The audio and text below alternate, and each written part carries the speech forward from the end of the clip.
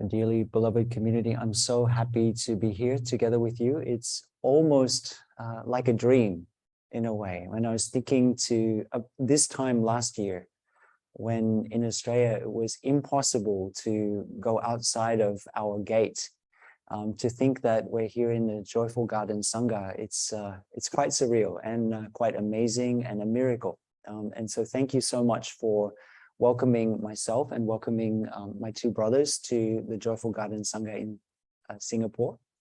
We're delighted to be here with you, enjoying the beautiful warm weather. We came from the Blue Mountains where we had snow about a week and a half ago, about 1.7 centimeters of snow. And so coming here, it's, I guess you could say in many ways, we've been peeling off layers. So we this morning we had a chance to enjoy some teh tarik, and I think our friend was sharing with us in this area. It's beautiful to have Indian breakfast, Singaporean Malaysian lunch, and Chinese dinner. So this is our experience here. So thank you so much for welcoming us. We're so excited to spend the day together. And for me, I always like to begin with some meditation. It's not that we're not already meditating. One of the greatest teachers in my monastic career was Thayat Tan. Thayat Tan was one of our most eldest brothers in Plum Village, and he passed away in, I believe it was 2001. And he used to give us, he was very much a Zen teacher. And he used to teach us the fine manners of a monastic. And he gave me one of the most important teachings in my monastic life, but I think it's an important teaching for all of us as well. He said to us when we were young novices, whatever you do, you can do anything else, but just don't cover over your spiritual life with a whole lot of bells and incense. Okay. And I keep coming back to that teaching. Of course, there's the outer level of that teaching, but there are many other deeper levels of that teaching, of not covering over our experience, of coming back to the most simple, the most essential, the most fundamental.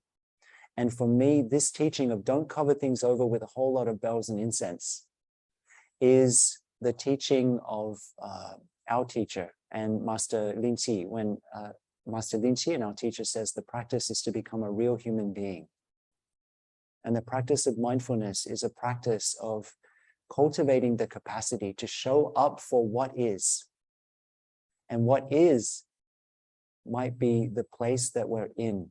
It might be a feeling that we're having, an experience that we're having, a mind state, a situation.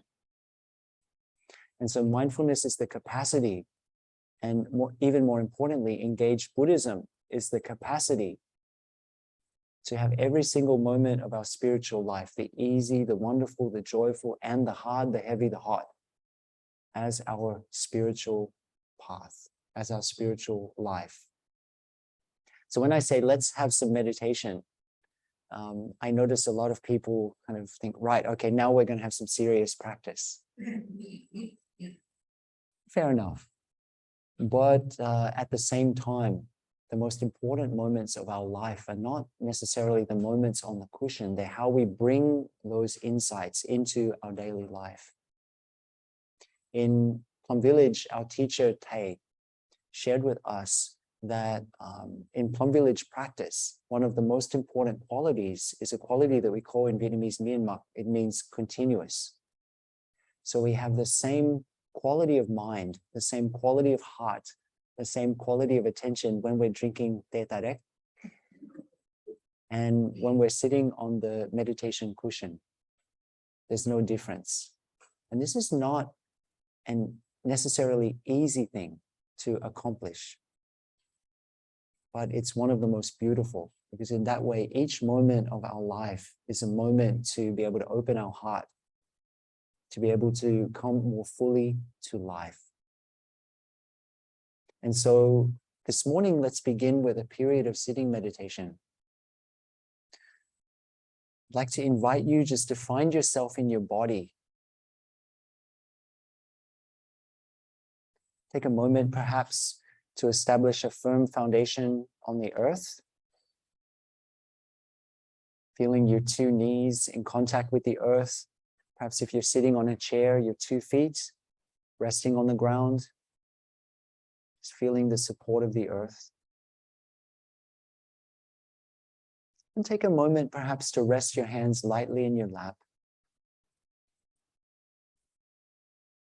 Left hand on right hand on left hand. There's been many debates in Buddhism over the years. It doesn't matter.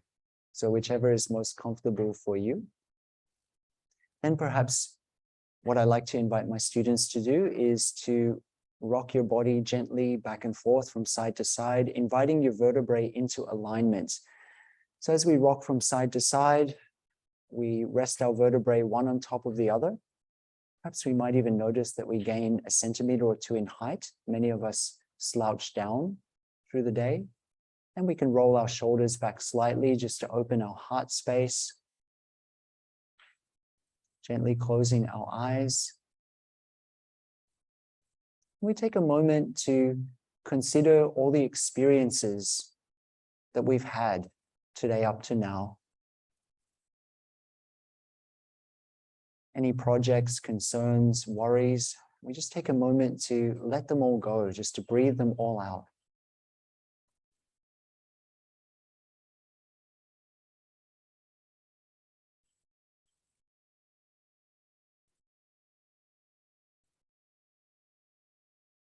And let's take a few moments just to establish ourselves in this moment by becoming aware of all of the sounds that we hear in this moment. Just engaging a sense of curiosity. Loud sounds, soft sounds, the whole kaleidoscope of sound.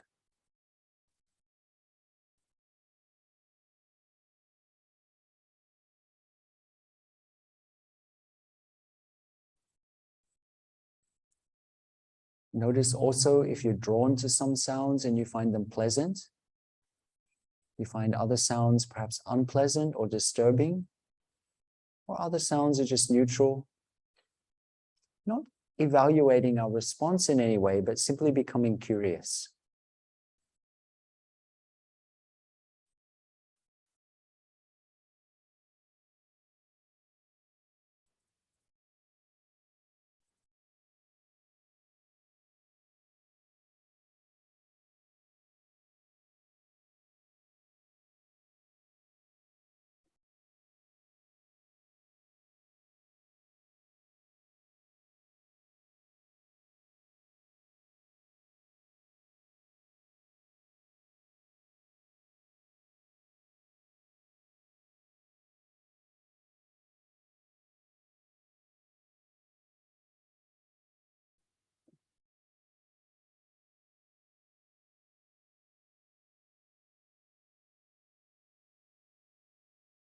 Gently, we can let go of our awareness of sound.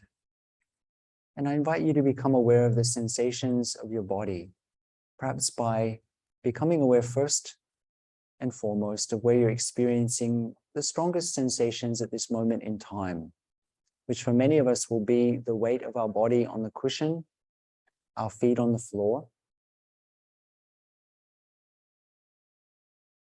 Just taking again a moment to engage that sense of curiosity and interest.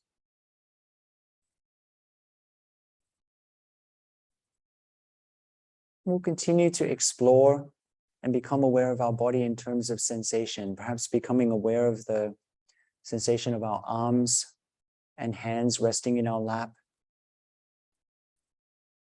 Perhaps for some of us, we might even be aware of the difference in temperature between the parts of our body that are covered by clothes and our face, our hands, and so on, that are exposed to the air.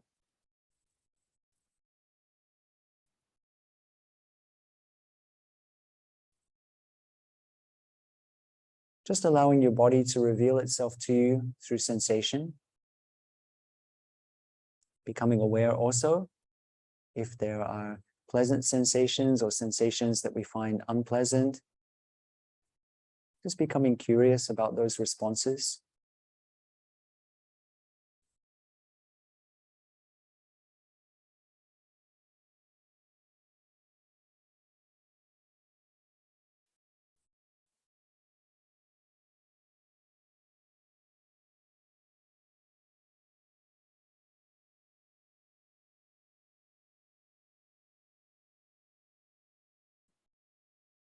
Perhaps also from the awareness of sensation on the surface of our skin, we can also take a moment just to become aware of any internal sensations that we notice, our breath. Perhaps we're aware also of sensations in our stomach if we've eaten recently or drunk some water. You might be aware, perhaps, of your heart beating, or perhaps some parts of your body, the muscles are a little tense or they're easeful and open.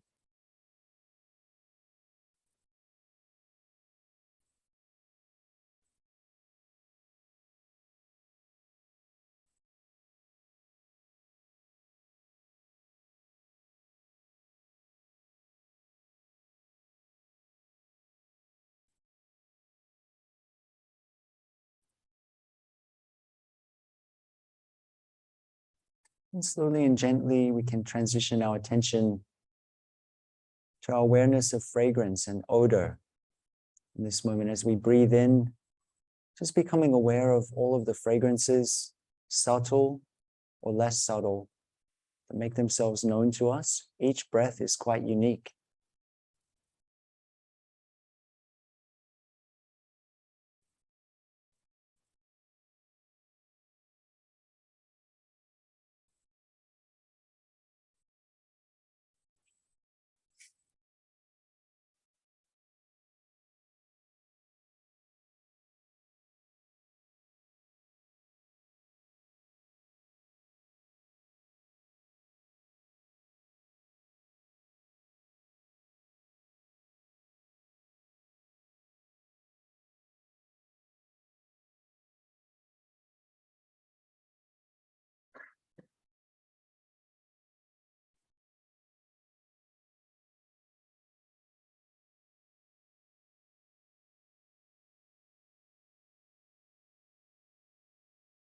And when it feels like the right time for you, we can gently let go of our awareness of fragrance and just remain with the sensation of our in-breath and out-breath. Perhaps at that first point of contact between air and your body, the tip of your nose, the top of your lip, and that last point of contact with breath as it leaves the body. You might be aware of pressure or sensation, perhaps temperatures, just engaging a sense of curiosity and interest, the same quality of attention that you would bring to meeting a dearly beloved friend you haven't seen for a long time.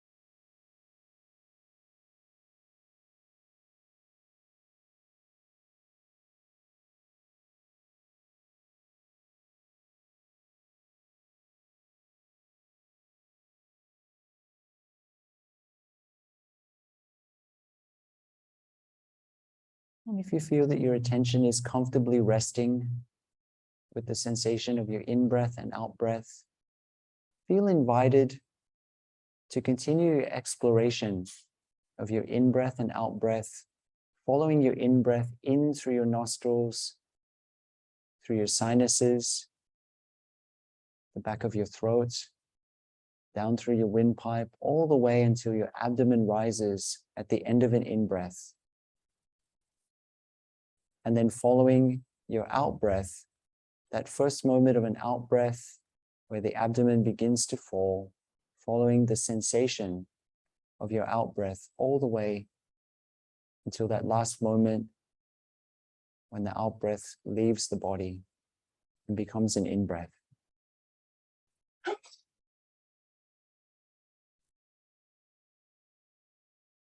Breathing in, this is my in-breath, just as it is. Breathing out, this is my out-breath, just as it is.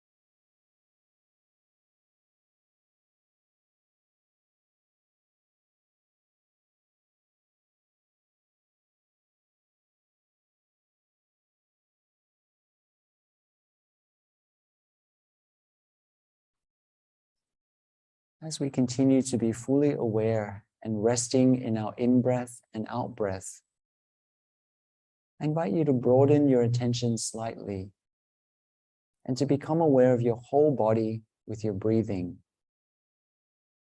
feeling how breath interacts with your entire body, perhaps experiencing an expansion and contraction of your entire body with the in-breath and out-breath. For some of us, it might even feel as if we're breathing in and out through all the pores on our skin.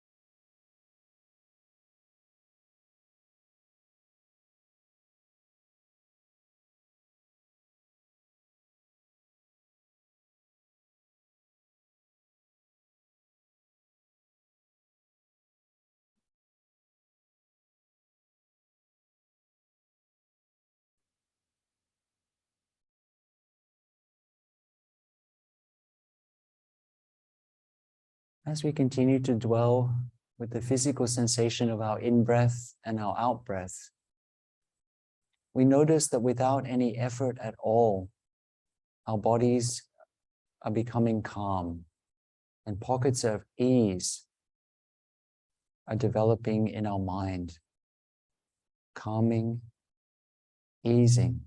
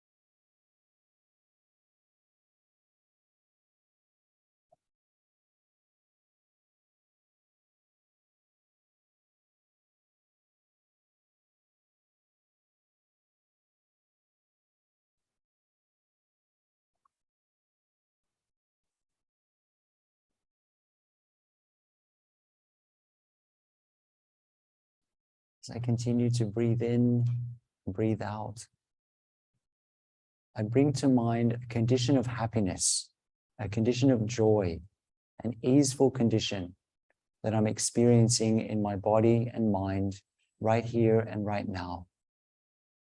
And I smile to that condition of happiness, that condition of joy, the condition of ease, which might be very simple. And I release all of my need to be somewhere else, anywhere else but in this place. Smiling, releasing.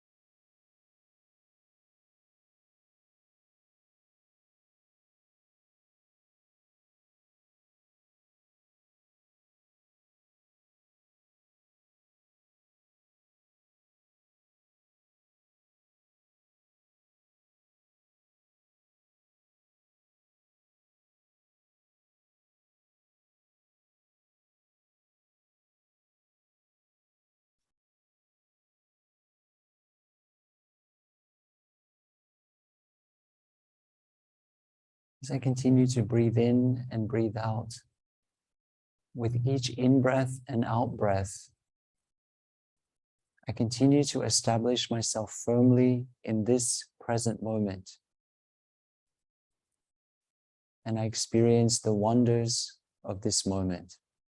Present moment, wonderful moment.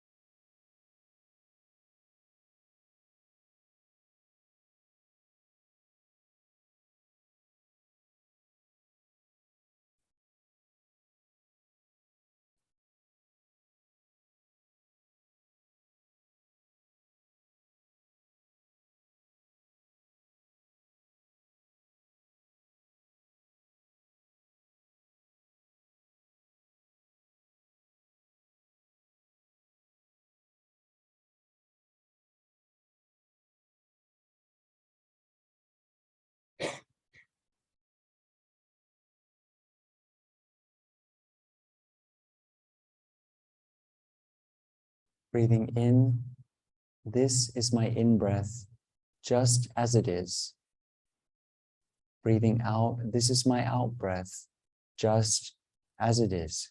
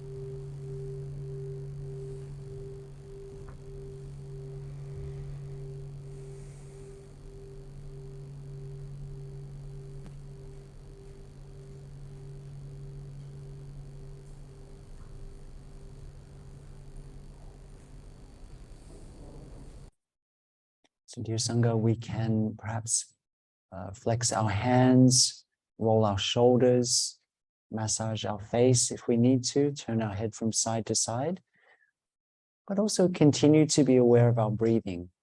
As we emerge to a more everyday form of awareness, we continue contact with this sense of spaciousness, this sense of presence that hopefully we've experienced during our period of sitting meditation.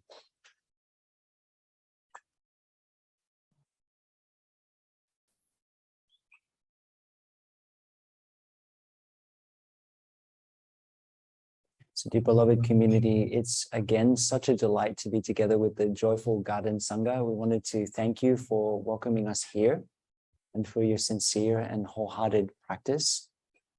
As we were enjoying our time in Singapore yesterday with the Sangha, we visited Komensan, the Buddhist temple over there, and we had a chance to walk through the temple gate. And I was reminded of in Plum Village, we don't necessarily have traditional temple gates like we will see in large monasteries like Komensan. But in Plum Village, when you try to contact Plum Village or one of our centers, very often it takes a while to get a reply. And it can be quite challenging. Particularly, it's interesting. I've noticed if friends are very enthusiastic about registering for a retreat or something, it seems like something goes awry and they might not get a response for a while. And this is not necessarily intentional, but as I was walking through the temple gate yesterday in Komensan, I was reminded of the old Zen practice of sitting at the temple gate. In the old times, when we would come to a practice center, we wanted to come and stay at a practice center, then you would not be allowed into the practice center. You would have to sit at the temple gate, sit at the gate for maybe 1, 2, 3 days. And so if we're sitting at the temple gate, there can be a tendency to think, okay, this is just kind of temporary. I have to endure this, and then I will get through the temple gate and get to where I want to go. But if we understand the teaching of the Buddha, we understand the teaching of the Zen masters, then the fact that we arrive at our destination only when we get through the temple gate, it's a mistaken view. It's like the Buddha says in the Lotus Sutra, it's toys for children, skillful means. In fact, sitting at the temple gate, right there and right then, is everything that we need.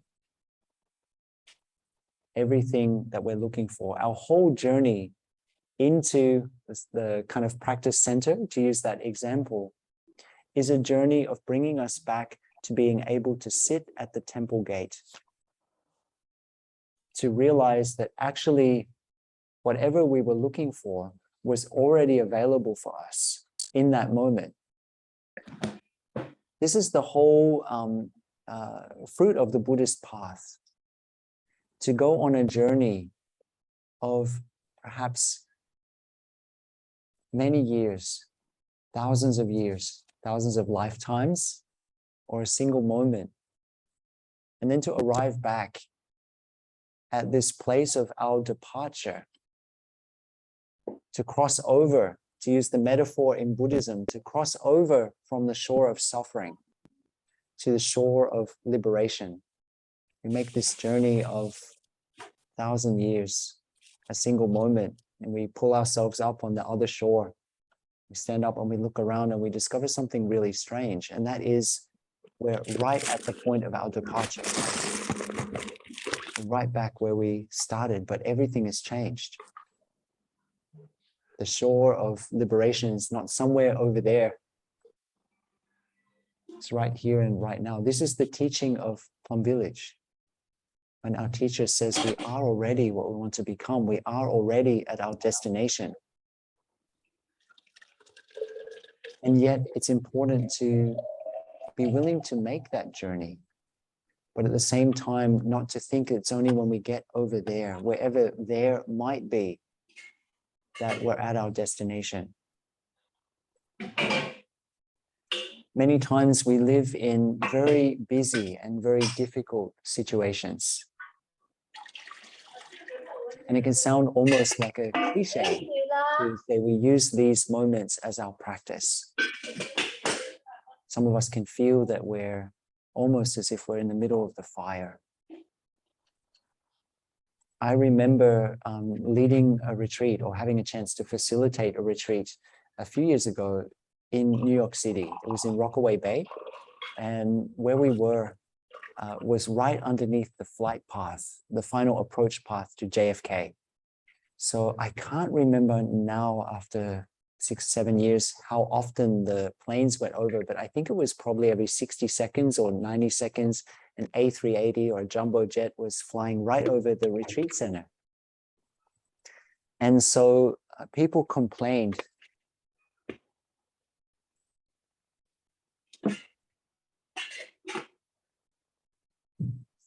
People complained quite a lot the second day of the retreat. Oh, it's so distracting. It's so annoying. Like we're having the retreat, you're giving a talk or having meditation, and every few seconds there's a plane going over and we have to stop everything.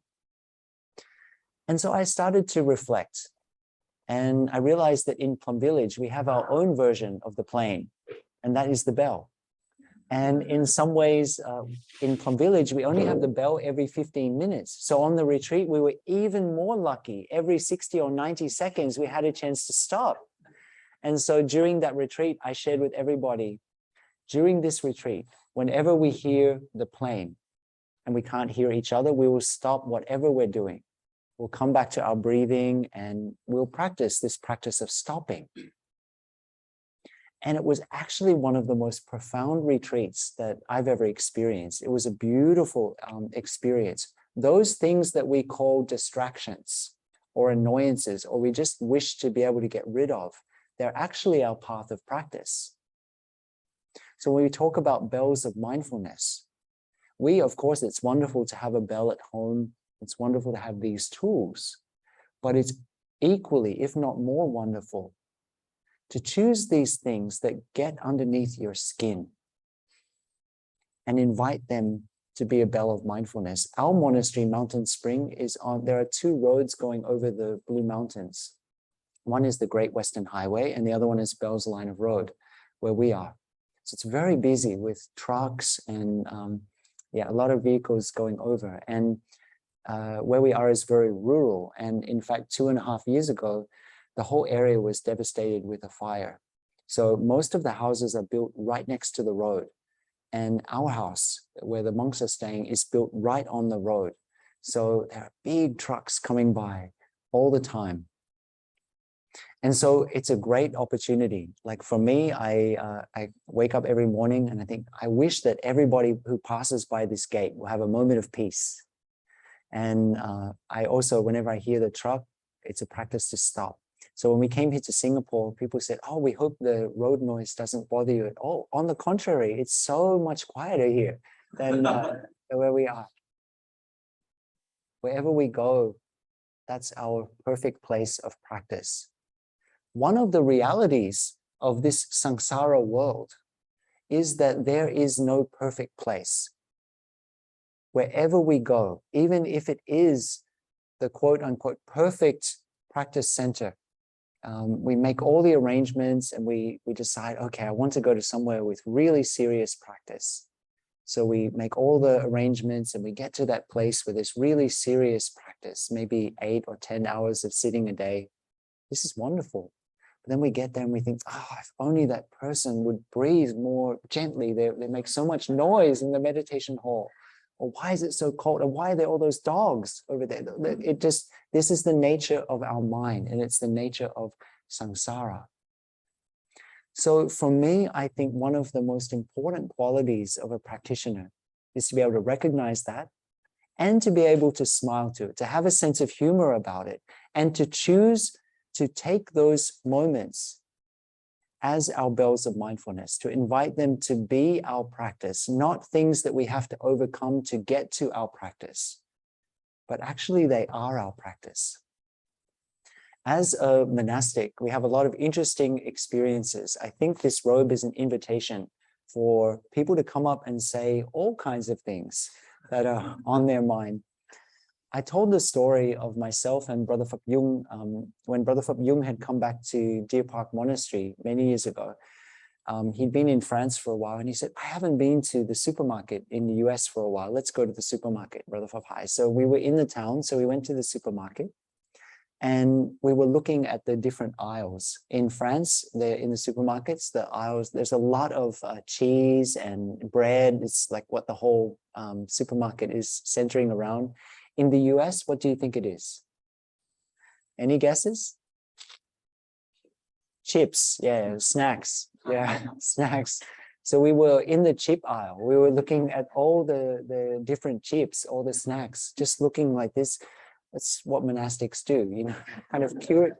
We become curious about these things that other people just kind of go by. So we're looking at all the chips, and this woman came up and she looked at us, and then she looked at the chips, and she looked back at us and she grabbed a big bag of chips and said, I knew I was on the right path. And then she walked away. Yeah, so we do need to pay attention to where we are, but what we're watering. But we do have a lot of these interesting encounters. And for me, I was asked to share a class in a university a number of years ago. And as I was walking around the campus, this young guy, he saw me, and maybe he hadn't seen so many monks up to that point. This was in Montana, in Missoula. So he saw me and he came over the road and came right up to me and said, what's the meaning of life then? And I thought, what a good question. It's a question that many of us have. What's the meaning of life? In fact, it's a question that for many of us, it brought us to the practice. Some of us, we came to practice through the door of suffering. Some of us came through the door of wanting to understand the meaning of life. And some came through the door, different doors. There are 84,000 of them. But what's the meaning of life? It's a question that we all have in some way or another. What's the meaning of this experience? And that's also the way we usually ask it. However, in Buddhism and in mindfulness practice, while we see this question is important, the way that we ask it perhaps can be reframed a little. What's the meaning of life assumes that there's some kind of meaning out there that we need to discover, that somebody else has kind of decided and we need to discover. But the Buddhist way of asking that question, and the way that we would ask it in Plum Village, is how can I bring meaning to my life? How can I bring meaning to this moment? How can I live this moment deeply? This moment where we're stuck in traffic. This moment that might be a little challenging. This moment that might be wonderful. How can I make this the most meaningful moment of my life so far? This is a way of empowering ourselves, of choosing to inhabit our experience. For me, every day as a monk, we and the nuns, we have a chance to read the sutras. And lately, the last few years, I've been noticing that as we come down to enjoy our chanting, we always begin with the sutra opening verse. And for me, actually, that's enough. Of course, we read the others. It's not that when I'm leading the chanting, I just do the sutra opening verse and the closing verse, and that's it, and don't actually read any sutras. But I feel that it's the things that we overlook, the things that we think are unimportant, in which there are deep pockets of wisdom. So even in something as simple as the sutra opening verse, there's enough to transform a life. The Dharma is deep and lovely. We now have a chance to see it, to hear it, to study it, and to put it into practice. We vow to realize its true meaning. For me, to see, what does it mean to you to see the Dharma? When we chant that, and I'm sure the Joyful Garden Sangha will recite that quite regularly, we now have a chance to see the Dharma. How many of us have stopped and reflected on what does it mean to see the Dharma? in our daily life, to see the Dharma in that moment. And what Dharma exactly are we seeing? We have a chance to hear the Dharma. And in the Zen world, we know that the Dharma is not Dharma that's in Dharma talks or in videos or books and so on. How do we hear the Dharma in our daily life? The part that is most challenging for many of us is to put something into practice. So when I hear this verse and I recite this verse, for me, it's an incredible contemplation. We now have a chance to see the Dharma. We now have a chance to hear the Dharma. We now have a chance to study, to learn more, to know that the knowledge, the insight that we have is only partial. Always need to keep growing and keep developing. And most importantly, we have a chance to put something into practice. I think that's the most challenging for many of us, to put something into practice. It's so rare to have these causes and conditions. The Buddha shared with us, many of us have become very familiar with the recollections. Iti piso bhagava arahang samma sambuddha. This kind of chant, in Plum Village, we have the 4 recollections: the Buddha jewel, the Dharma jewel, the Sangha jewel, and the mindfulness trainings. The Buddha also recommended, these are qualities to contemplate, to gladden our mind, to give us inspiration. But the Buddha also recommended that we reflect on our own generosity. We reflect on those times that we open our heart. And we also reflect on our own good qualities. The Buddha recommended that this is something that we should do every time we sit down in meditation. It's so easy to reflect on our challenges, or to think, I'm a bad person. I'm not so good. I have all of these bad qualities. But the Buddha shared that we should really reflect on our own good qualities first and foremost. If we are a psychologist, we know that that which we pay attention to grows stronger. We generate these neural pathways of reflecting on our inner goodness.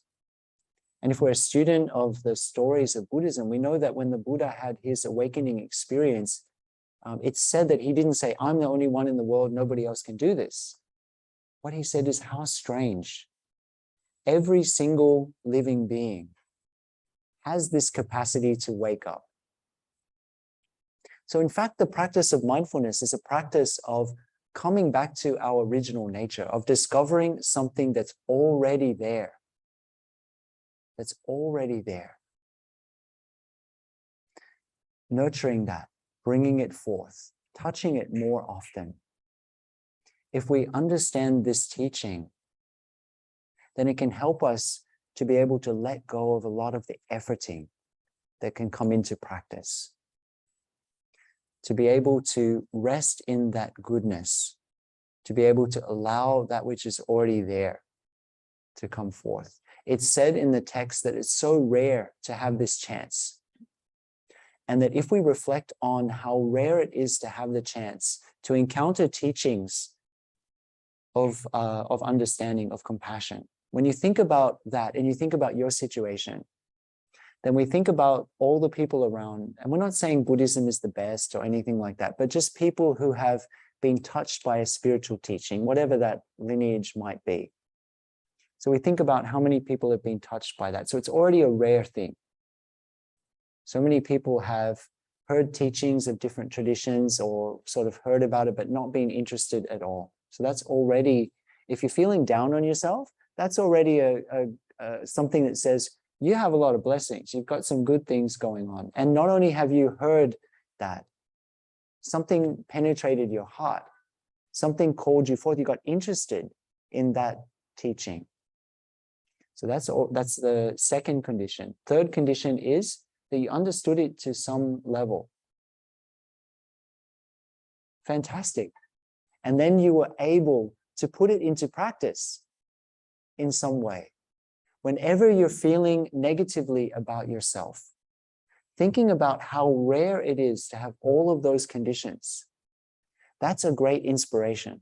It's said to have all of those conditions together would be like, it'd be as rare as if there was an ocean like the Pacific Ocean. And I think many of us have had the experience of flying over to the States, for example. It seems to never end, the Pacific Ocean. It's about 15 hours from Australia to Los Angeles, over the Pacific Ocean, just over water. So it'd be as rare to have an ocean like that in which there was a turtle that every 100 years would come to the surface.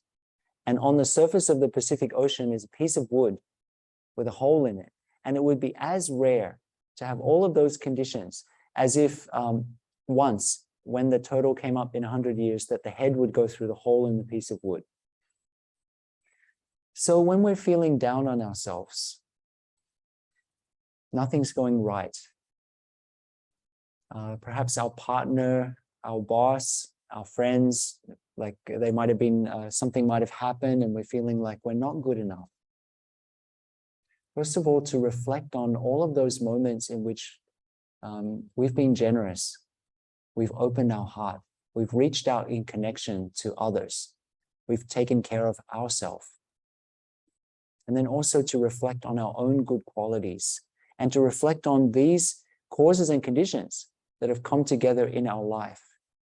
This can really be something that can give us energy to go forward. It's not an indulgence, and we've been so well trained to not think well of ourselves, to not think well of ourselves. So this is really a fundamental teaching of Buddhism. It sounds like self-indulgence because of the way that we've been well trained, but the Buddha's teaching is uncovering that inner goodness. If we don't focus on that, how can we develop it? It can be very helpful to have time when you create a list. And if you're not in a place where you can create a list of your own good qualities, to have those who love you to create a list. Or if they're not so shy, or you're not so shy, maybe you can gather around and say, could you all tell me some of my good qualities? This is such a beautiful experience, to see yourself through another person's eyes. Because truthfully, one of the things we realize as we start to reflect on our inner goodness is that it's a very humbling thing, because we realize that actually every person sees us quite differently, and we might have touched another person or helped another person and we haven't realized it at all. That person might be walking around in hell at this moment in time. And the fact that we looked at them, we smiled to them, we didn't do anything special, but it really helped that person. So it can be a beautiful thing to see ourselves through other people's eyes. So write yourself a list. And if you can't write yourself a list that you can pull out in those challenging moments, and have others write you a list or share with you. A few years ago, I went through quite a difficult moment. And in Plum Village practice, we have a practice every year where we call Shining Light. And the whole community will gather together and they share about our wonderful qualities, but also the things that they hope that we will transform. And many of the monastics, especially in the early years, we kind of look forward to it, but also dread those sessions at the same time. And many of us, we all receive a letter at the end of our Rains retreat, our 3-month retreat, with those points in it. And we receive those letters because we all sit in the session, and the Sangha has maybe 45 minutes or an hour to share about our wonderful qualities, things that nurture everyone, and then the things that we could work on. And so many of us received those letters and kind of put it in a box, and we didn't look at it, like for a while. So I was going through a challenging moment 3-4 years ago, and I pulled out the box. And after being in the Sangha, I have quite a few of those. And in Vietnam, like there's often the story that Tay would tell about a husband and wife or partners who are in a relationship, and they write each other love letters and put it in like a box, and every now and again, like pull out those letters and read them. So it's not as if these Shining Light letters are like love letters, but I pulled them out And I was looking through these letters, and it was such a moving experience. I saw how my brothers really saw me, really understood me, and actually all of these beautiful qualities that they were seeing in me that in that moment I could not necessarily touch myself. And it was a very powerful experience. And not only did they see the good qualities, they also saw some qualities to transform, but they saw also how those qualities were not bad, but things that were flowers in progress. And so this is really what I hope each of us will be able to experience in our life. Our Sangha members, our friends, our family members who really see us and can reflect back that goodness. So it sounds like a very simple practice, but those kind of experiences can be very deep and very helpful. Your inner goodness is something that, especially in this moment in time, and there are so many challenges, so many difficulties, it's so important to be able to touch that. Speaking of inner goodness, let's have a sound of the bell and come back to our breathing.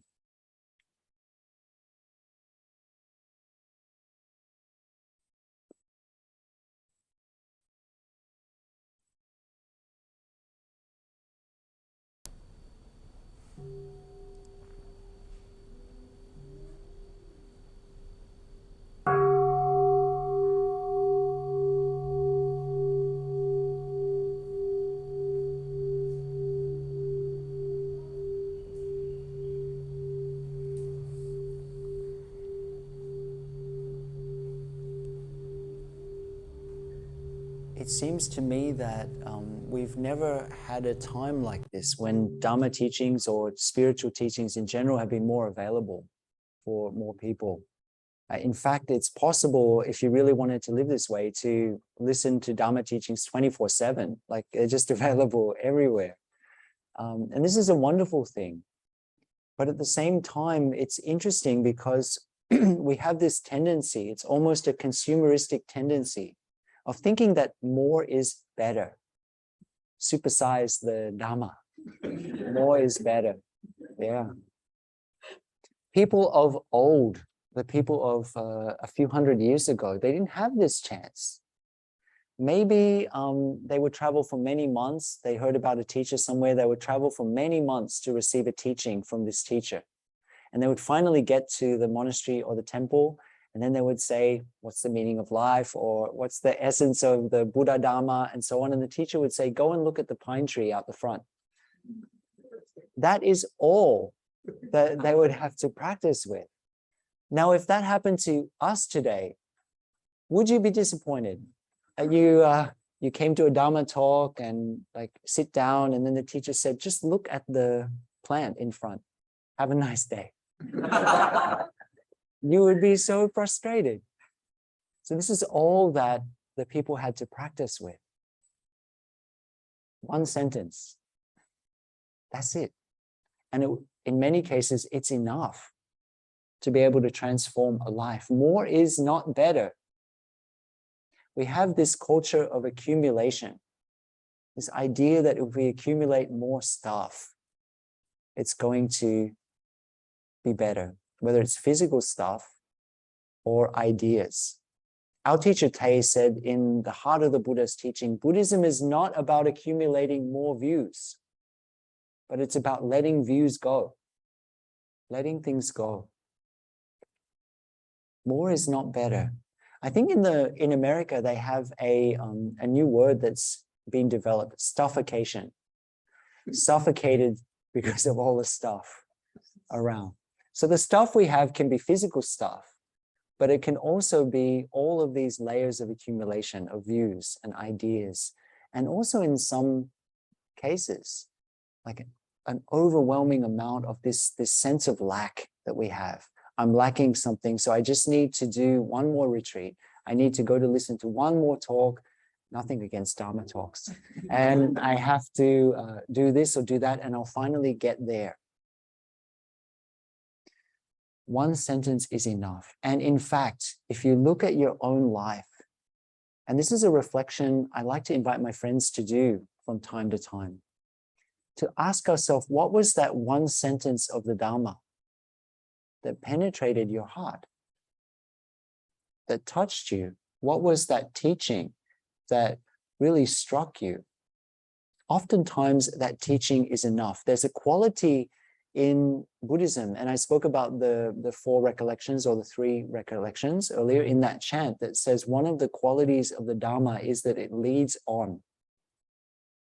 That means that if we apply one thing, it contains everything else. If we apply one Dharma door, something as seemingly simple as stopping with the sound of the bell, it contains everything else. We don't need to necessarily stop with the bell, sit for 8 hours a day, chant so many sutras and all of these kind of things in order to get there.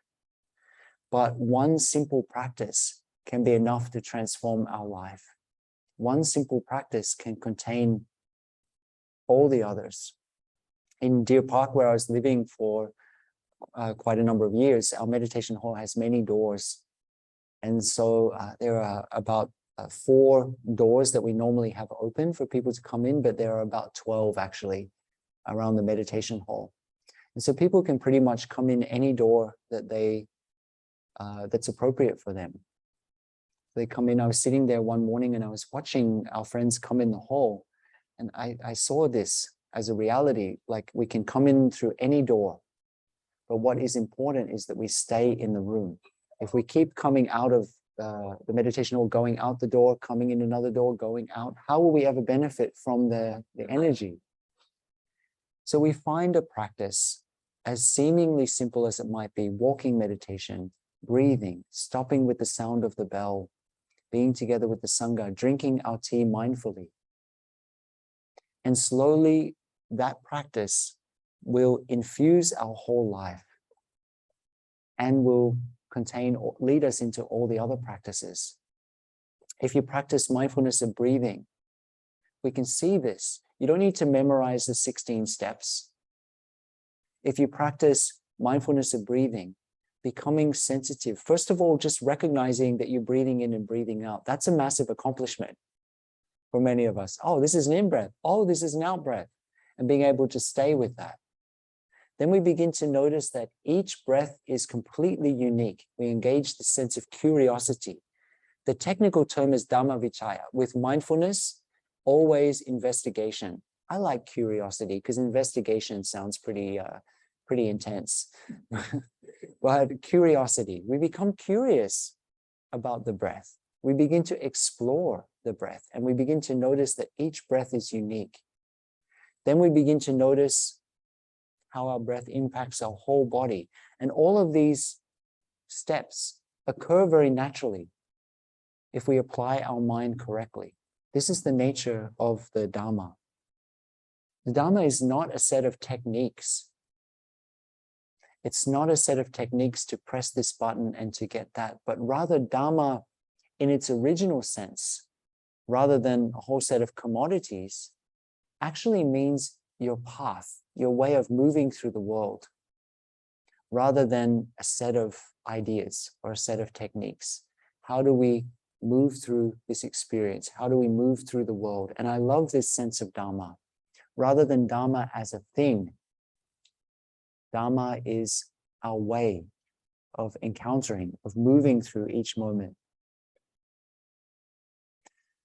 In Plum Village, we like to drink tea. Tea is very much part of the Plum Village culture. So we come to drink tea, and at one moment there's a cup, there's water, there's tea leaves in a teapot. So we pour the hot water on the tea leaves. And then when the water is sufficiently hot and the tea leaves have infused in there, we call that water tea. But at which moment does the water change to become tea? What's that magical moment that happens? It's an ongoing process. And in the same way, when we bring this quality of attentiveness that we call mindfulness to each moment, it infuses our life. It's not something that we do, not something that we perform. It's just who we are. It's just something that fragrances, that infuses our life. for me, I really do feel that one of the greatest teachers of our life is our own body and our own experience. Sometimes we can get below the ideas. The ideas can prevent us from touching what is real. So I sometimes like to do an experiment with friends, and we might do it now. I'd like to ask you to, well, let's all do it now. Let's point to our mind. Ready? Let's do it. 1, 2, 3. Let's point to our mind. Okay. Oh, some people are going like this. All right. That's a whole other topic. Okay, and now let's close our eyes and just imagine that you're in a mathematics class, something you haven't studied at all, and I've written a quadratic equation on the board. And I call out your name to come and solve that quadratic equation on the board. And then you're kind of asking yourself, who, me? And you point to yourself. So 1, 2, 3, let's point to ourselves. Okay, so let's just take a moment to consider where we were pointing. Each of us were looking around the room. We were not pointing up here or here. Many of us, when we point to mind, we pointed here, right? For some reason. In the West, in our modern society, we equate mind as being up here, somehow associated with the brain. In Buddhism, we see mind differently. Mind's not only here, mind is throughout all of our body, but also everywhere.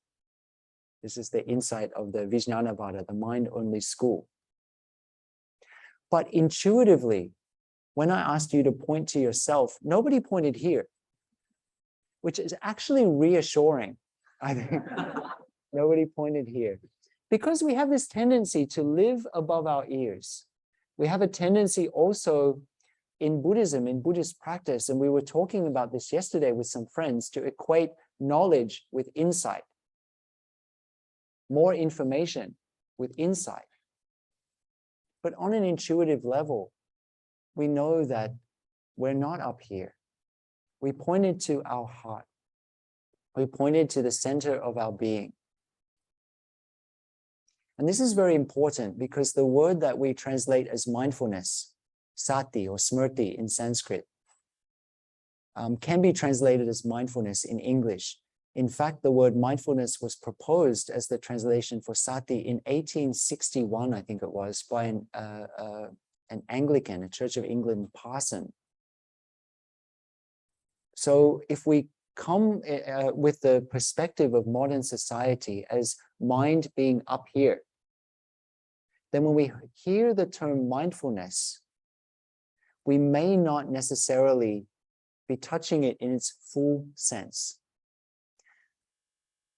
The seat of consciousness in Vedic philosophy, the philosophy that was present at the Buddha's time, was that the seat of consciousness was not the brain, as we would tend to think of it today. It was actually seen to be the heart. Many reasons for this, but basically, if your heart stops beating, then everything else kind of disintegrates. That was the way of thinking. The Heart Math Society shares with us that the heart consists of a number of neural cells today, and there's some debate on what that actually means, but basically neural cells have a form of consciousness.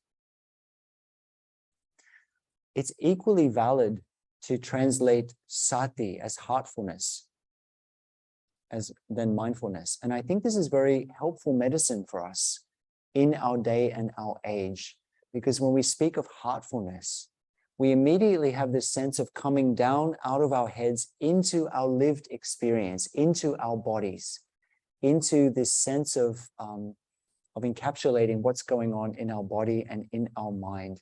Heartfulness, centeredness, of coming down, not a set of techniques, but a way of being.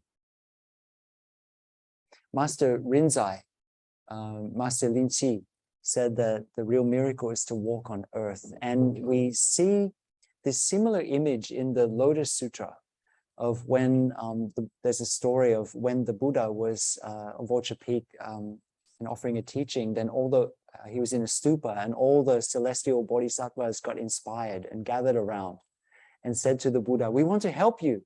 We want to help you share the Dharma with everybody, to help everybody. And then the Buddha said something surprising. The Buddha said, I don't want your help. I don't need your help. And I have all the help that I need. And the celestial bodhisattvas, Avalokitesvara and Manjushri and all these bodhisattvas were confused. And they said, we don't see anybody here. What are you talking about?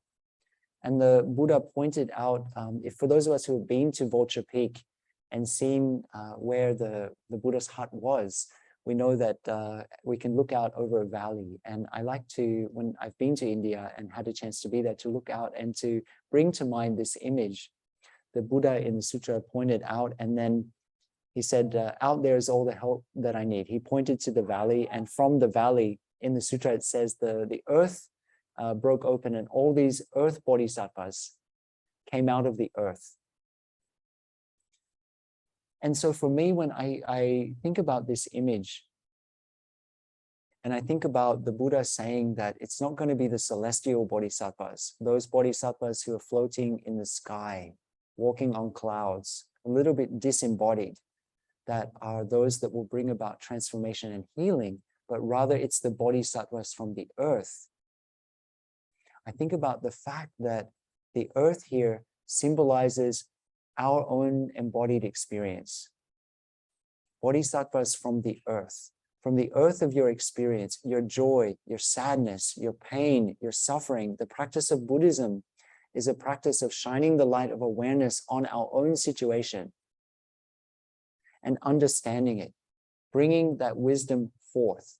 Our path is actually a path. Our Dharma is actually a Dharma of looking into the situations of our life, the anger, the sadness, the depression, the despair, coming to understand how these things have come to be, how they've been nurtured, understanding the roots of these things, and transforming that energy into healing energy. In the insight of Buddhism, something cannot become nothing, but it can be transformed. We don't get rid of our anger. We don't get rid of our sadness. We don't get rid of the other person or the group of people. But we come to understand, and we transform that experience. We transform that pain. We transform that suffering into wisdom. That is not something that's an obstacle, as hard and as difficult as it might seem. But it's our very path. It's our teacher, the greatest teacher of our life that's come to us in an unexpected form. The greatest teachers of our life are not the teachers that come to us and confirm everything that we think we know already. They're the kind of teachers in situations, feelings, mental formations that challenge us in some way, because that's the only way to grow.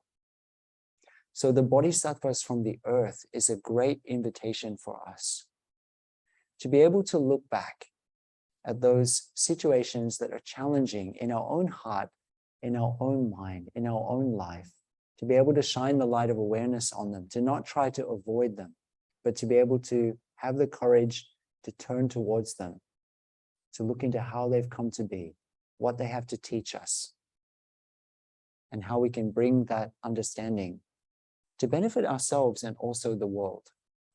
This is your greatest teacher, and each of us has one or a number of those situations. Let's enjoy the sound of the bell.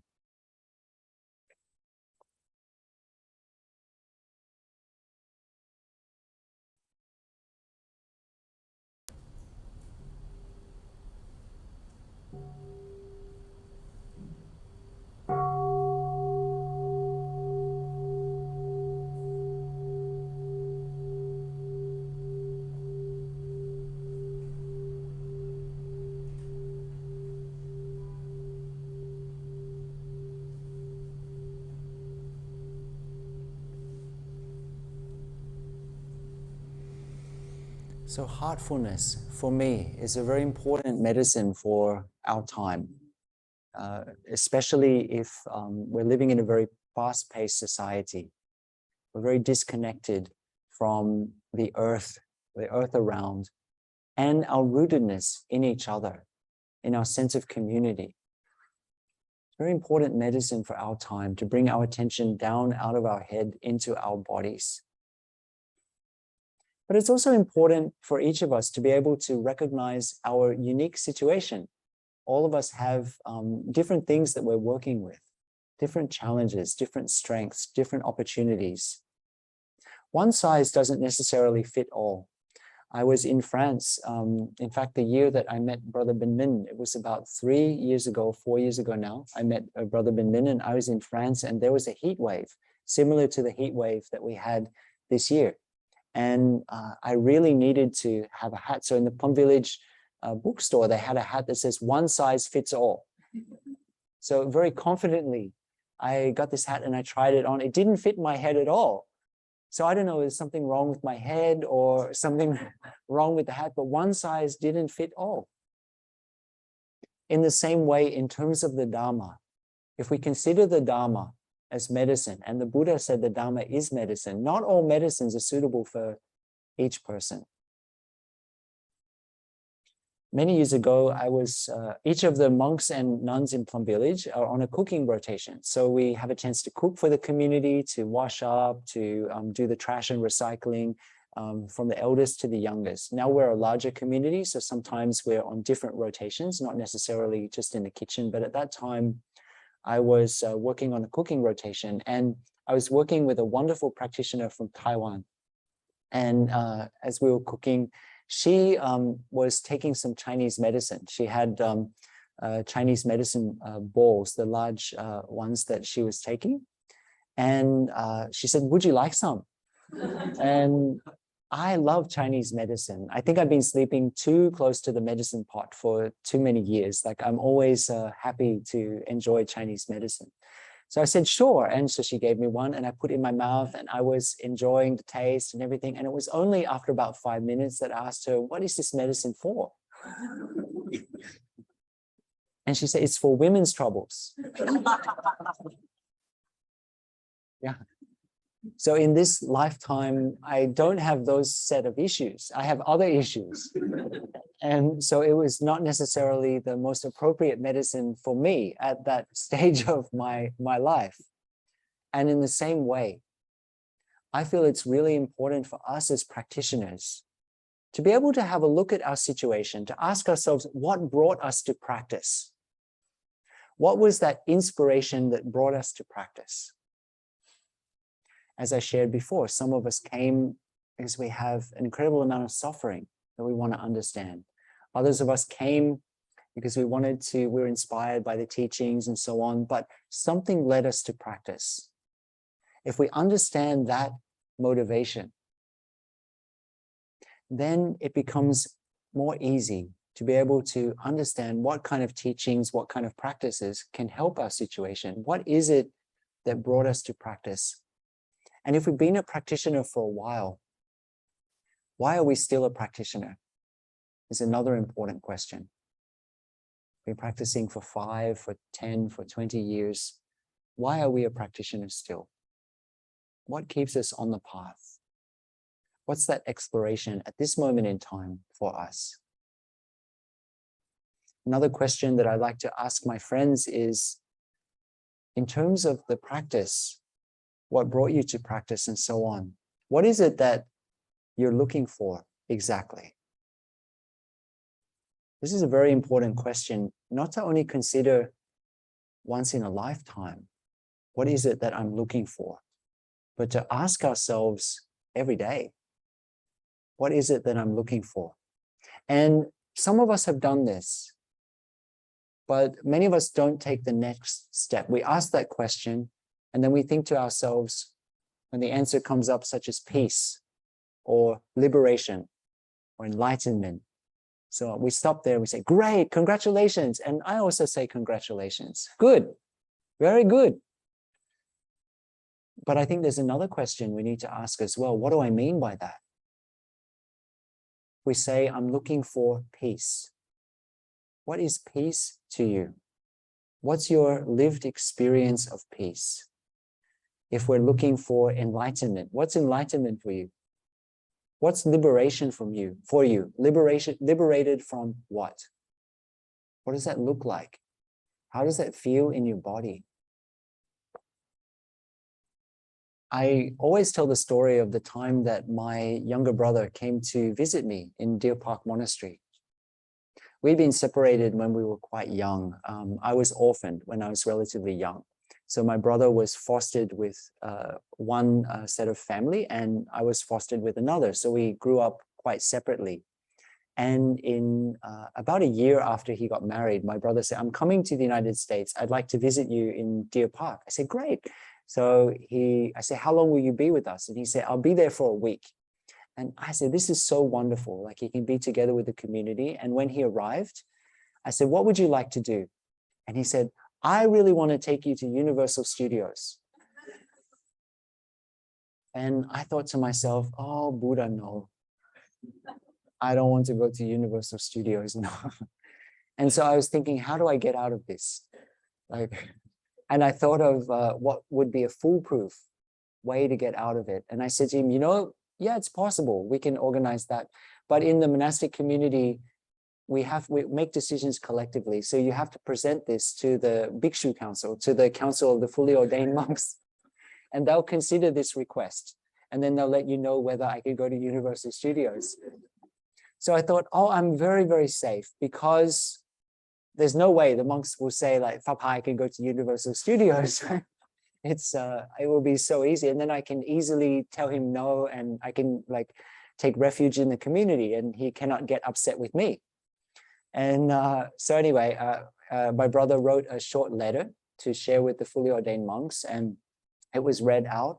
And I sat there just feeling very at ease and everything, just waiting for them to say, yeah, it's not really a good idea, Brother Phap Hai, it's not appropriate. But the brothers bowed in. First of all, one brother said, it's a great idea. And another brother said, yeah, it would be so special for you to spend time together with your brother and to go to Universal Studios. It's so nice. And so in the end, I ended up going to Universal Studios.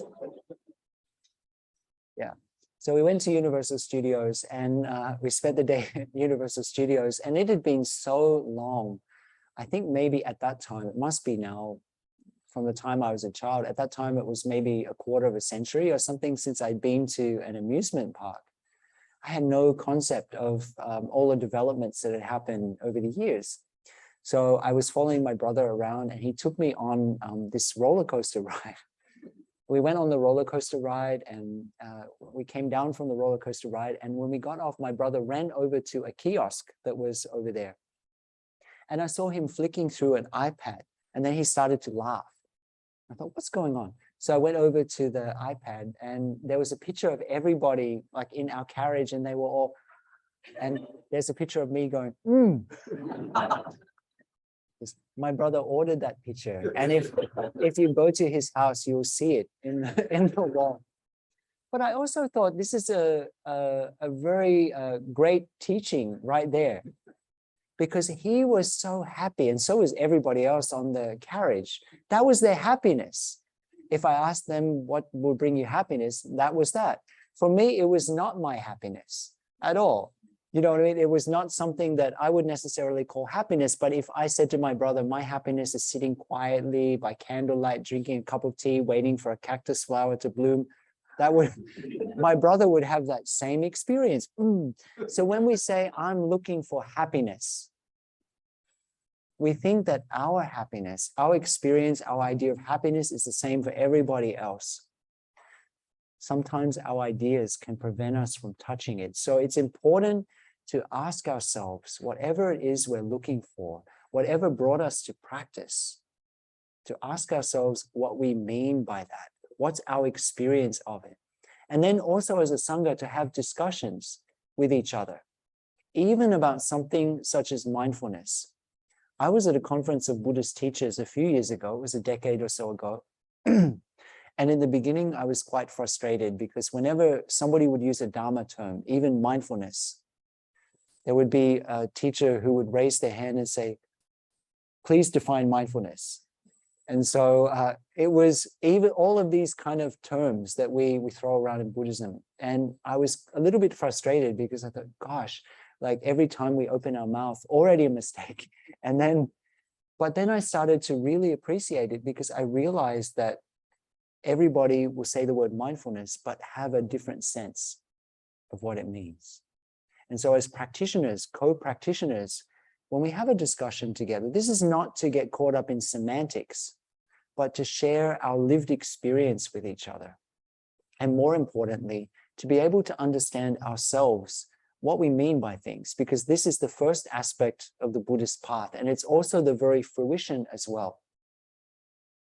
Right understanding, complete understanding. We think that often that we practice in order to get something, to get peace, to get liberation, to get clarity, to get mindful. It's a means to an end, or we practice in order to get something. We walk in order to get this, to get that. We eat mindfully in order to get this or to get that. Lately, I see that practice, formal practice, for example, the capacity to sit, to walk, to eat mindfully, to breathe mindfully, and so on, is a cultivation, yes, but it's also the very fruit of the practice as well. The fact that we can sit there fully present for our lived experience is already that which we are trying to cultivate. The Dharma is described as being immediately useful and effective outside of space and time. We sit in order to sit. The fact that we can sit there as we did this morning, doing absolutely nothing, being fully present for our experience, that's already the fruit, right there. What else do we need? When do we think we're going to arrive? In so many of our Plum Village teachings, there are profound teachings hidden in plain sight. Our teacher offered us so much that I think it will be many, many decades until we unpack all of the gems that have been offered to us. Even in the word arrived, it's a very beautiful teaching. You're at your destination. You're there. Many years ago, Plum Village we buy always the cheapest tickets possible. So in the year 2000, I was asked to lead a retreat in Australia, actually. So I flew from Bordeaux in the south of France to Paris, along with other brothers and sisters. And we had 6 hours in the airport of Charles de Gaulle in Paris, which is not, for those of us who have been to Paris, you know what I mean. It's not as wonderful as it sounds. So we're in Charles de Gaulle airport. And then we flew to Dubai. And we had about 3 or 4 hours in Dubai. Then we flew to Ho Chi Minh City, to Saigon. And we were, at that time, the airport in Ho Chi Minh City was under renovation. So we were locked in a large cement floored room while they were playing Vietnamese opera, ca lương, the whole time, very, very loud. We were there for 10 hours, like there. And then we flew to Sydney. So when we arrived in Sydney, I've been traveling for well over 40-something hours at that point. And as I walked up the stairs to the room that I was staying in, I had 2 bags, and those bags felt so heavy at that point. And I walked into the room where I was staying. And as I walked into the room, I put down those 2 suitcases, and without any thought at all, I simply went, ah. I was at my outer destination. And I realized later on, after I'd slept for a little while, I was doing sitting meditation, and I realized that this quality of ah is exactly the quality that we're invited into cultivating with this practice of arriving, arriving. It's already there in seed form, ah. When you walk, experiencing with every step this ah. When you sit, sitting in such a way that it's ah. When you're with the Sangha, ah, I don't need to be anywhere else. I'm at my destination. It feels so wonderful when you experience that ah of finally being where you need to be. Your whole body relaxes. You're fully yourself. You're just there. Not oh, but ah. Arriving. if there's nothing else, this practice of cultivating that sense of is really one simple practice that, to me, encapsulates the whole of Plum Village practice. Sitting meditation, walking meditation, being with the Sangha, experiencing that sense of This is how to be a good continuation of Thay. When Thay would walk, in public or in private, you would see somebody who was always at their destination, drinking tea, or when you would have a chance to share with Thay. Thay wasn't doing 3 or 4 other things. He would give all of his attention to that interaction. It's a very beautiful thing to experience. And so for us, this is the essence of this energy of attentiveness that we call mindfulness or heartfulness, to not be divided anymore. When you experience this you're not all over the place anymore, but you've come back to your body. You've come back to this moment. You're hearing the sounds of this moment. You're smelling the smells. You're seeing things in a broader way. You're there fully. Our life doesn't begin only later, but it's right here and right now, even if the situation is challenging. This is where the rubber meets the road, to experience this sense of even in traffic, when things are not going according to plan. This sense of And you know what? In this world, things are probably never going to go according to plan. It's time that we acknowledge this. It's one of the natures of reality here in the samsara world. Things do not go to plan. They will not go to plan. You are at your destination. The practice of mindfulness is a practice that, at its essence, brings us back to be in contact with what we call bare experience. The breath, this sensation, this perception. And to understand the difference between the bare experience and the interpretation we tell ourselves about that experience, the story we tell.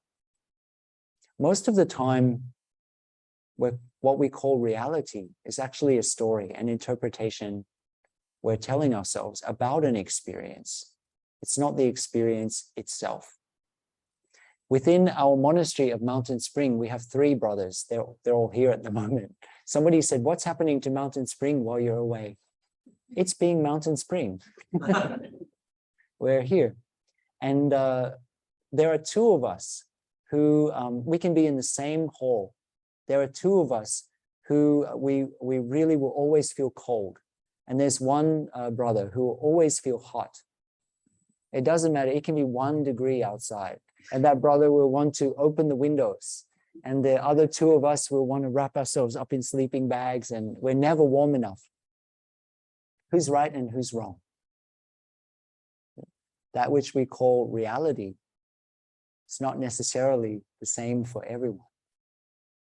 This was brought home to me a couple of years ago when I was in Plum Village, and it's quite different from the monastery I was living in California, because in Plum Village, there's a lot of water. In California, it's desert, like where we are is kind of deserty. And so I was visiting Plum Village, and they had a beautiful lotus pond. I was there at the end of spring. And so I was enjoying, every time I would walk back to the monks building, I would enjoy stopping and looking at this lotus pond that was just starting to put some leaves up of the lotuses in the early and mid spring. And one of the things I enjoyed so much was seeing these ducks that were floating on the pond. I spent a lot of time looking at these ducks and thinking to myself, nature is so beautiful. They're always together. It's so wonderful to see this connection. Even in nature, it's like that. So I was reflecting on this, and I actually shared this at the end of my visit with one of the elder brothers. I shared to him, one of the things I enjoyed so much of my time in Plum Village was looking at the ducks on the pond. You brothers are really lucky to have those ducks that are practicing here. And he looked at me with strange expression on his face. And he said, "Are you talking about the styrofoam ducks on the pond?" Yeah. So yeah, they were styrofoam all along, like they were fake ducks. So at that point, I thought, well, I should probably go to the optometrist. But I also thought to myself, this is quite a good teaching because we all have styrofoam in our life. We all see things, but we don't see things necessarily as they are. We all have some areas that we tell ourselves a story about something. And so mindfulness is the capacity, first of all, of being able to recognize when we're telling ourselves a story about it. And there's nothing wrong. It's part of being human, actually, to interpret things, to tell ourselves stories. But as mindfulness practitioners, we want to recognize that those stories are only one way of interpreting this bare experience. And we open ourselves to other possibilities as well. And we also want to develop a sense of humor about those stories as well. Once we begin to see how our mind works, it's impossible not to develop more of a sense of humor. In fact, the Buddha in the Udana, I think it's Udana chapter 5, you can read a sutra to an ascetic called Bahiya. I'm a person who, when I study the texts, I like to read the backstories. I would like to read the stories about the characters in the sutras. So Bahiya is one of my favorite characters in all of the texts. Bahiya was originally a merchant from the country that we now know as Myanmar, kind of in that area. And he was trading, he was on a ship, a little boat, trading, and got caught in a storm. And the boat capsized and he washed up on the shore of what's now India. And as he washed up on the shore, he had no clothes and everything on. So he did what any of us would do and said, well, I should probably become an ascetic. And so he actually didn't have any clothes. So he went into the forest and he found some bark, like of the tree and everything, and just covered himself with bark. And he became known as Bahiya of the bark cloth. That's his actual name. So all of the characters in the sutras, they all have stories like this. And I'm quite fond of Bahiya. Anyway, Bahiya of the bark cloth became a wandering ascetic. And at one time he heard about the Buddha. So went to ask the Buddha a question and basically asked the Buddha in quite formal terms, but asked the Buddha, please teach me what the heart of the practice is. And the Buddha said something that I think is really important. He said, the heart of the practice is when you see something, just see it. When you hear something, just hear it. When you taste something, just taste it. And don't have any therefore. When you have a therefore, you will have suffering. When there's no therefore anymore, you're a free person. Most of our life is spent in this interpretation. Each of us in this room is having a very different experience at this moment. It's not the same for any one person. It depends on many different factors, our past experiences, our particular genetic makeup, all kinds of things. For some of us, to use the example earlier, this room is a perfect temperature. For others, it's too hot. Some of us are wrapped in shawls. It's too cold. Who's right and who's wrong? Whose reality is the reality that we speak of when we're speaking of the reality of this moment? I had an experience where I was leading a retreat. It was called Just Sit. So we were enjoying some extended periods of sitting meditation in Deer Park. And it was actually a heat wave at the time. We had, it just kept getting hotter and hotter and hotter during this retreat. It was probably something like 41, 42 degrees Celsius. It was really hot. And one person just had enough. And she was sharing later that she just said, I've got to get out of here. It's driving me crazy. And so she got in the car to drive out of the monastery. And there's only a narrow road coming into the monastery of Deer Park. As she was going out, a food truck was coming in. So she'd gotten halfway out and she had to reverse all the way back up into the monastery. And she said, you know what, this is the universe showing me that I have to stay. So she stayed. She had a wonderful experience. But during that retreat, one of the exercises that I offered to people was to become aware of any sense inputs that they were having, you know, sounds and so on, during the sitting meditation period. And then we would discuss it later. So at the end of the sitting meditation period, we had that discussion.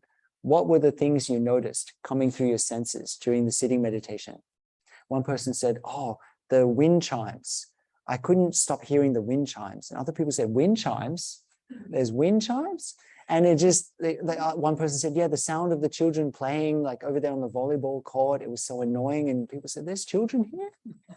And it was just so interesting to go through this experience. I just used a couple of examples of sound, but we also, other people were sharing other sense inputs that they had. Everybody had had quite unique experiences of that same shared period that we'd been together. And each of us felt our experience kind of encapsulated the whole experience until we had the discussion and we discovered that it was not the case. I had one young sister who had just arrived from Vietnam a few years ago. Perhaps I was one of the first non-Vietnamese monastics she had seen. And we were sitting in a car together and she saw my eyes, which are green. And she came very close to my face. And I was a little taken aback because this is not something that is usual. And she came very close to my face and she looked into my eyes and said, your eyes are green. My eyes are brown. Okay, this is a good insight. And she said, do you see the same colors I do? And this is a very good question because in fact, the answer is no. Your experience of the color green is something that is most likely completely unique to you. The sounds that you're hearing in this moment are also completely unique to you. Some of us have stronger senses than others. Some of us are very visual, some of us are kinesthetic, some of us are auditory, and so on. Your experience of this moment is something that is incredibly unique to you. This is also one reason why when I guide a sitting meditation, I usually like to invite friends to begin with establishing ourselves in what we're experiencing through this moment, because over time, we begin to identify which senses of ours are stronger. We begin to identify whether we're really aware of sound or we're aware of visual cues or sensations in our body, smells, and so on. Your experience of this moment, your experience of the color green, the color blue is most likely quite unique to you, as is your experience of this moment. The path is not necessarily, the path of practice is not necessarily the same for each person. Many years ago, it was about 12 years ago now, I was asked to help facilitate a day of mindfulness at a place called the Ojai Foundation, which is next to the Krishnamurti Foundation in a town called Ojai in Northern California, kind of mid-North California. And I was very excited because this is where our teacher Tai offered his first retreats in the United States. He offered a retreat for artists there. So under a tree called the teaching tree, which is a very large tree that has branches coming out and they curve down to the ground. So it's almost like a Dharma hall. It was really lovely. So I was very excited to go to the Ojai Foundation. We arrived in the late afternoon and we went to the yurt that we were staying in. A yurt is a kind of a fancy tent. So we were staying in the yurt. And next to the bed that I was staying in was a little brochure that said, Ojai Foundation Gratitude Walk. So I thought, this is interesting. And I opened the brochure and I looked at the brochure and it had a map of the whole grounds, the teaching tree, the deep kiva, and so on, all the different sites that were on the Ojai Foundation. And I thought, this is wonderful. Tomorrow morning before the day of mindfulness, I'll wake up early and I'll enjoy walking meditation, visiting all of these sites. So I went to bed very confident. And then the next morning I woke up early. And just as the sun was rising, I had a cup of tea and then I thought, it's beautiful. Let me go out for walking meditation and I'll visit these sites. So I picked up the brochure, the map, and I opened it up and I looked at the map and I was very confident because on the map was 3 words, you are here, with an arrow on the map. And I began to walk and I got immediately lost. It didn't match anything on the map at all. And so I came back to the yurt, sat on the deck for a while and I looked at the map and I went the other direction. And again, nothing was remotely similar to the map at all. So I wasn't experiencing what we would necessarily call gratitude in that moment. I was experiencing probably something closer to a little bit of sense of frustration. My goodness, like nothing's like that. I can't find anything. And then I was sitting there for a while, and in Buddhism, the answer is also in the question. So I was looking at this map, and I realized that I was caught. I was stuck in my view. And that was that I realized that the person that drew the map wrote those 3 words in the arrow, "You are here," from their perspective. That's where they entered the path. But I was entering from a completely different place from where that person entered the path or expected other people to enter. And I already knew that there were all of these sites on the Ojai Foundation, the teaching tree, the deep kiva, and so on. I knew the map. I knew it was there. But what I needed to do was to put the map down and to begin walking. And so I began walking. And as I walked around the Ojai Foundation, I saw the teaching tree, the deep kiva, and so on, all the different sites that were at the Ojai Foundation. Somehow not in the same order that they were on the map. But I took the journey that I was meant to take. I was entering the path from my own point of departure. And so I needed to take my own journey, not to take somebody else's journey. And this is the big mistake that we often make. Our spiritual path, our unfolding, is somewhat unique to each of us. There are landmarks that the wise ones have laid out for us, certain landmarks. But each of you, coming from your own situations, is entering this journey from a slightly different point of departure. There's no one-size-fits-all roadmap of the spiritual journey, so let's not buy ours secondhand. As practitioners, as good students of our teacher Tai, each of us needs to embark on the journey that's uniquely ours. And when I say embark on the journey that's uniquely ours, we do that by looking into the circumstances and situations of our life. And then we understand what journey it is we need to take, what it is we want to apply our mindfulness to. And it's that thing that we apply our mindfulness to that is the offering, the healing offering that we bring to the world. Buddhism, as I shared, is not about getting more things. In fact, in some of the most ancient teachings of Buddhism, the Buddha said it's about letting things go. So in terms of our spiritual path, in terms of your journey, if we understand in the Buddha's most ancient teachings, the Atthagavagga, the Book of Eights in the Sutta Nipata, that the Buddha said Buddhism is about letting things go. He didn't say Buddhism, but the spiritual path is about letting things go. How is that different from our usual way of approaching our spiritual path? I practice in order to get something. Rather than getting something, this practice of letting things go, layer by layer, and discovering that where we are is where we needed to be all along. One size doesn't fit all. To end, I'd just like to share about this beautiful teaching that's in the Majjhima Nikaya. It's Majjhima Nikaya number 32. It's called At Gosinga. So in that time, the Buddha and the community were staying in the Gosinga forest. They were in the forest.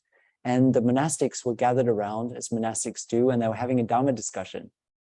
And in this Dharma discussion, the topic was, what is the practitioner who can illuminate the forest? What kind of practitioner illuminates the forest? So I like to imagine them sitting kind of almost in darkness, having this discussion. And, you know, in those days, they didn't have electricity or anything. So, you know, it was probably a very dark time. And they're kind of having this discussion about what kind of practitioner illuminates the forest. And it's quite an interesting sutra, because as we read this sutra, we have all of the senior disciples of the Buddha who are sharing who's the kind of practitioner that will illuminate the forest. And for those of us who have studied some of the texts, we know that some of the senior disciples were considered to be the foremost in certain things. So there's the foremost, the monastic who was the kind of best in sitting meditation, or the monastic who was the best in giving Dharma talks, or the monastic who was the best in this, that, and the other. So as they have this discussion, the monastic who is the best in, like the one who's really the most devoted to sitting meditation, said, well, the practitioner who illuminates the forest is the one who is devoted to sitting meditation. And then the senior disciple, who is the one who is the best in explaining the Buddha's teachings, says, well, the one who illuminates the forest is the one who's able to explain the Buddha's teachings. And they go on, and all of them share that the one who really illuminates the forest is the one who's like them, which is kind of interesting. The ideal practitioner, the best practitioner, is always someone who kind of fits our perception, right? And they kind of have to be our way of what an ideal practitioner needs to be, our idea of an ideal practitioner. And then at the end of this discussion, and it's quite a long sutra, at the end of this discussion, somebody had the brilliant idea of going to ask the Buddha, what's the Buddha's opinion of who's the monastic, who's the practitioner who illuminates the forest? So somebody's dispatched to go and invite the Buddha to come to this Dharma discussion. And the Buddha comes and says, what's everybody talking about? And they say, well, we're talking about who's the practitioner who illuminates the forest the most? And the Buddha said, well, tell me what you all say. So they go through each of them. She says, well, it's the one who's devoted to sitting meditation, who's the foremost in sitting meditation. The Buddha says, yes, that's right. And then it's the one who is the best at giving Dharma talks. That's also right. He goes through all of these 16 or 17 different examples and said, yes, completely correct. And then somebody says, so to you, Buddha, who's the one that illuminates the forest? And the Buddha said, to me, it's not necessarily someone who's the best at something, but someone who keeps on going, who keeps on going. And I think this is an important teaching for us. It's an invitation for us, first of all, to see that there are many different approaches to practice. Each of us have our own strengths, our own tendencies, our own capacities. So there are many different approaches to be able to create space in our mind and heart also for those different approaches to practice. But at the same time, it's an invitation for us, as I shared in the beginning, to not cover things over with a whole lot of bells and incense, to meet ourselves where we're at, to let our daily life, just as it is, as simple as it might be, to be our practice. Then in that way, just by showing up for our ordinary experiences, for this moment, as unglamorous or as unspiritual as it might seem on the surface, this is the way that we illuminate the forest of our life and the forest of the Sangha. In Plum Village, we talk of the forest of the Sangha, walking among the trees of other members of the Sangha. So this is how we illuminate the forest.